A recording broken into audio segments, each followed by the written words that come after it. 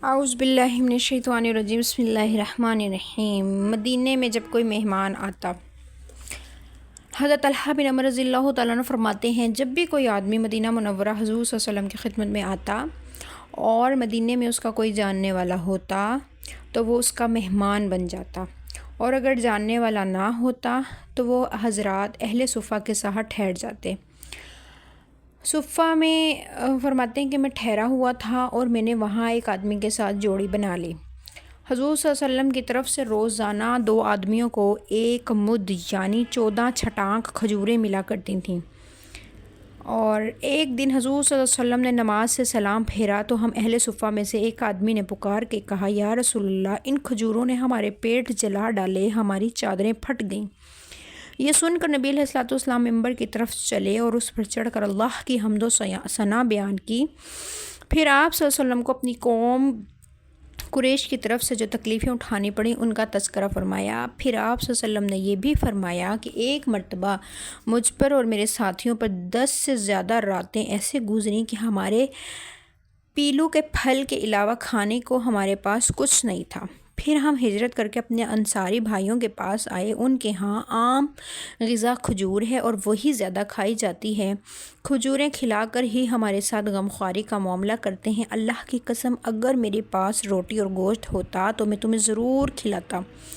آج تم تنگی سے گزارا کر رہے ہو، لیکن ایک زمانہ ایسا آئے گا تم کعبے کے پردوں جیسے قیمتی کپڑے پہنو گے اور صبح اور شام تمہارے سامنے کھانے کے بڑے بڑے پیالے لائے جائیں گے۔ حضرت فضالہ لیثی رضی اللہ تعالیٰ عنہ فرماتے ہیں کہ ہم حضور صلی اللہ علیہ وسلم کی خدمت میں مدینہ منورہ میں حاضر ہوئے۔ وہاں کا دستور یہ ہوا کرتا تھا کہ جس آنے والے کا وہاں کوئی جاننے والا نہ ہوتا تھا تو وہ صفہ میں ٹھہر جاتا تھا۔ اب وہ فرماتے ہیں میرا بھی کوئی جاننے والا نہیں تھا، اس لیے میں بھی صفہ میں چلا گیا، وہاں جا کے ٹھہرا۔ ایک دفعہ جمعہ کے دن ایک آدمی نے پکار کر کہا، یا رسول اللہ، کھجوروں نے ہمارے پیٹ جلا ڈالے۔ تو حضور علیہ الصلوۃ والسلام نے فرمایا، ان قریب ایسا زمانہ آئے گا تم میں سے جو زندہ رہا اس کے سامنے صبح اور شام کے کھانے کے بڑے بڑے پیالے لائے جائیں گے، اور جیسے کعبے پر پردے ڈالے جاتے ہیں ایسے ہی قیمتی کپڑے تم پہنو گے۔ حضرت سلمہ بن اقویٰ رضی اللہ تعالیٰ عنہ فرماتے ہیں حضور صلی اللہ علیہ وسلم اپنے صحابہ کو نماز پڑھاتے اور نماز سے فارغ ہو کر اپنے صحابہ سے فرماتے، ہر آدمی کے پاس جتنے کھانے کا انتظام ہے اتنے مہمان اپنے ساتھ لے جائے۔ کوئی آدمی 1 مہمان لے جاتا، کوئی 2 اور کوئی 3، اور جتنے مہمان بچ جاتے ان کو حضور علیہ الصلوۃ والسلام اپنے ساتھ لے جایا کرتے۔ یہ مہمان نوازی ہے کہ اتنی قدر کی جاتی تھی مہمانوں کی۔ حضرت محمد بن سیرین رحمہ اللہ تعالیٰ عنہ کہتے ہیں جب شام ہو جاتی تو حضور صلی اللہ علیہ وسلم اصحاب صفہ کو اپنے صحابہ میں تقسیم فرما دیتے، کوئی 1 آدمی لے جاتا، کوئی 2 اور کوئی 3، یہاں تک کہ کوئی آدمی 10 مہمان بھی لے جاتا۔ اور حضرت سعد بن عبادہ رضی اللہ عنہ ہر رات اپنے گھر 80 مہمان لے جایا کرتے اور انہیں کھانا کھلاتے۔ سبحان اللہ! یہ ہمارے صحابہ کا طرز تھا کہ اپنے مہمانوں کی قدر دل و جان سے کرتے۔ آج ہمارے پاس اگر ایک مہمان آ جائے اور وہ 2 سے 3 دن سے زیادہ ٹھہر جائے تو ہمارے ماتھے پہ بل پڑنا شروع ہو جاتے ہیں۔